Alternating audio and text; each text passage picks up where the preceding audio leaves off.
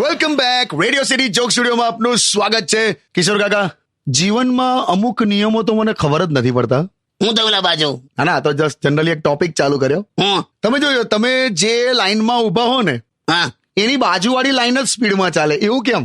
અને અહીંયાથી તમે પેલી લાઈનમાં જતા રહો તો તમે જે ઉભેલા એ લાઈન ચાલુ થઈ જાય યાર. એવું તો બધું બહુ છે આ દુનિયામાં. તું જોજે, તારા હાથમાંથી કોઈ આઈટમ છૂટે ને, એટલે બટન હોય કેવું કઈ, હા, તો ગગડતું એવી જગ્યાએ જઈને સેટ થઈ જાય જ્યાં તારો હાથ પહોંચે જ નહીં. બધું બહુ છે એવું. તો તું આખો પલ્લેલો હોય ને, ટોટલી ભીનો હોય ને, ત્યારે જ મોબાઈલ ની રિંગ વાગે. જોજે, હા એવું થાય છે.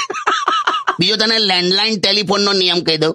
જયારે તું રોંગ નંબર ડાયલ કરે ને, ત્યારે કોઈ દિવસ સામેવાળાનો ફોન એંગેજ ના મળે. જોજે, રિંગ જાય જ. શું વાત કરો?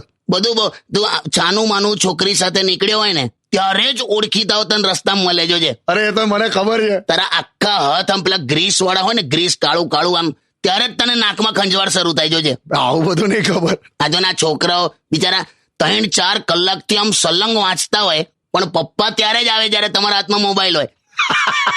બહુ બધું છે લાવતા. આ બ્રેડ હોય ને, બ્રેડની સ્લાઇસ, હા બ્રેડની સ્લાઇસ હાથમાંથી આમ છૂટે અને જમીન પર પડે, હા, પણ એ તરફ જ પડશે જે સાઈડ પર બટર ચોપડી હોય. જોજે, બે ખરું બધું તમે થોડા. એટલે બધું બહુ છે લા. તું ગીત વગાડા, પતે જ નહીં આપણી વાત. Only on